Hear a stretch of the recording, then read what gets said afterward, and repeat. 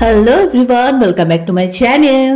So already পড়িয়ে বাড়ি চলে এসেছি, আর বাড়িতে এসে পেয়ে গেছে প্রচণ্ড খিদে। কি বানাবো তাই আগের দিন তোমাদের দেখিয়েছিলাম 2 রকমের পাস্তা নিয়ে রেখেছি। এক ধরনের পাস্তা অলরেডি বানানো হয়ে গেছে, তো চিজ পাস্তাটা ছিল, তো ভাবলাম চলো সেটা টুক করে বানাই আর তোমাদের সাথে ছোট্ট করে রেসিপি শেয়ার করি। ভাই অলরেডি পনিরের একটা আইটেম বানাচ্ছে রাতে রুটি দিয়ে খাওয়ার জন্য, বাট আমি আর ওটা খাবো না, তাই আমি আমার মতো করে পাস্তা বানিয়ে নেব।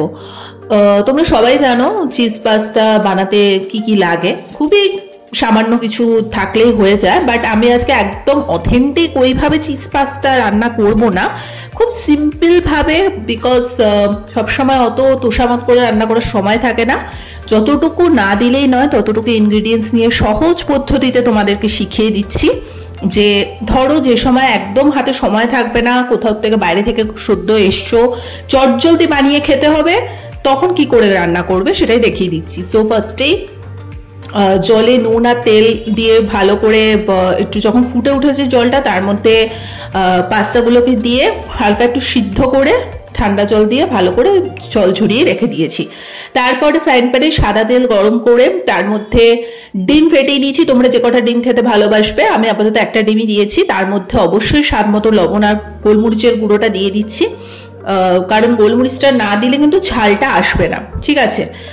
তো ভালো করে ডিমটাকে ফ্রাই করে নেওয়ার পরে আমি এক এক করে এখানে পাস্তার যে মশলাটা ছিল, চিজ পাস্তার হোয়াইট হয় এটা, তো ওটা দিয়ে দিয়েছি। সো চিজ পাস্তা সাধারণত কিন্তু হোয়াইট কালারেরই হয়ে থাকে, ঠিক আছে, বাট আমি হোয়াইটই করেছি।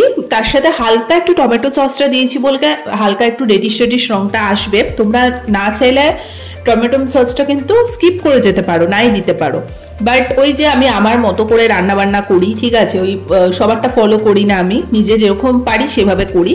তারপরে বয়েল করা পাস্তাটা দিয়ে দিয়েছি, যথেষ্ট ঝুরঝুরে হয়েছে। আর উপরে আরেকটু এক্সট্রা করে স্পাইসি বানানোর জন্য আরেকটু বেশি করে গোলমরিচের গুঁড়ো এখানে অ্যাড করে দিয়েছি। তোমরা চাইলে এখানে কাঁচা লঙ্কা কুচিও কিন্তু অ্যাড করতে পারো, ঠিক আছে। হালকা একটু রেডিশ হয়ে গেছে, বিকজ আমি যেহেতু টমেটো সসটা অ্যাড করছি, না হলে কিন্তু রেডিশ হতো না। আর উপরে একটু চিজের স্লাইস দিয়ে দিয়েছি। এটা কিন্তু তোমরা হোয়াইট সস বানিয়েও তার সাথে কিন্তু অন্যরকমভাবেও বানাতে পারো, ঠিক আছে। ওই রেসিপি যখন করব আবার অন্য টাইমে তোমাদের সাথে শেয়ার করব। আর ভাবছো জিনিসটা পুড়ে গেছে, একদমই জিনিসটা পড়িনি, আমি নিজে ইচ্ছে করেই একদম মানে তলায় লেগে যাওয়ার পরে আমি তুলি, কারণ আমার এই কালো পোড়া জিনিসটা খেতে সব থেকে বেশি টেস্টি লাগে। তো কত ইজিভাবে পাস্তাটা বানিয়ে ফেললাম দেখতেই পারলে। যদি ভালো লাগে থাকে লাইক কমেন্ট শেয়ার সাবস্ক্রাইব করো, আর এইভাবে একবার পাস্তা বানিয়ে ট্রাই করে দেখো, খুবই ভালো লাগবে। আর তোমরা যেমন পোড়ানো খেতে পছন্দ করলে একটু আমার মতো পুড়িয়ে খাবে, আর না হলে সিম্পল রান্না হয়ে গেলে নামিয়ে নেবে, তাহলে হোয়াইটিশ কালারটাও থাকবে। আমার প্রত্যেকটা খাবারেই না মানে আমার একটু পুড়ে যাওয়া জিনিসটা খেতে সব থেকে বেশি টেস্ট লাগে, আমি জানি না কেন। সো চলো আজকের মতো এখানেই, টাটা।